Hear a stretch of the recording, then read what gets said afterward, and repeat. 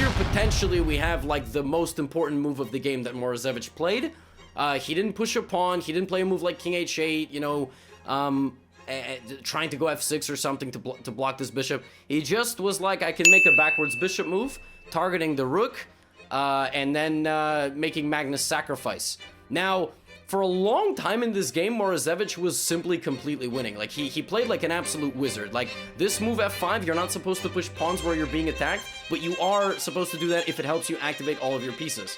So he does that. He wins the spatial battle in the center. Credit to Magnus for kind of keeping this game alive for as long as he did, because Morozevich did a great job. He coordinated all his pieces. Everything is guarded.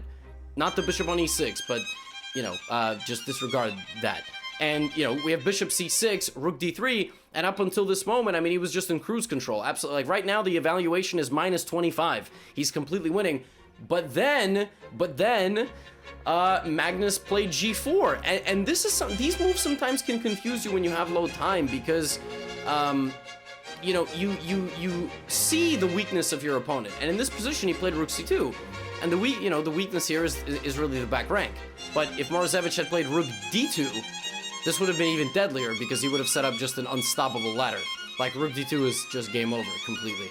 But he plays the wrong rook, and now this is not actually a threat. Maybe he was trying to go b2, rook c1 check, but then all of a sudden this happens, and he goes bishop d5. Now, by the way, if he had just played b2, that would have, again, been lights out. But he goes here, and he blunders the pawn. Like, he just hangs his pawn, and now it's really not clear what the heck is going on at all. Magnus starts having a second, like, you know, wave of life. He just brings all... Like, here, Magnus almost has no problems. Almost has no problems if he just shuffles back and forth, but he was pushing so heavily forward that he was like, I'm gonna go king h5, I'm gonna go here, you know, I'm gonna sneak in with my queen to h8 or b8. And then Morozevich had the frame of mind to just keep it calm and go, wait, where's that king going? Just rook d4. And where's the king going? King up, right? So the king, it's like the Rorschach quote, right? From Watchmen. I'm not locked in here with you. You're locked in here with me.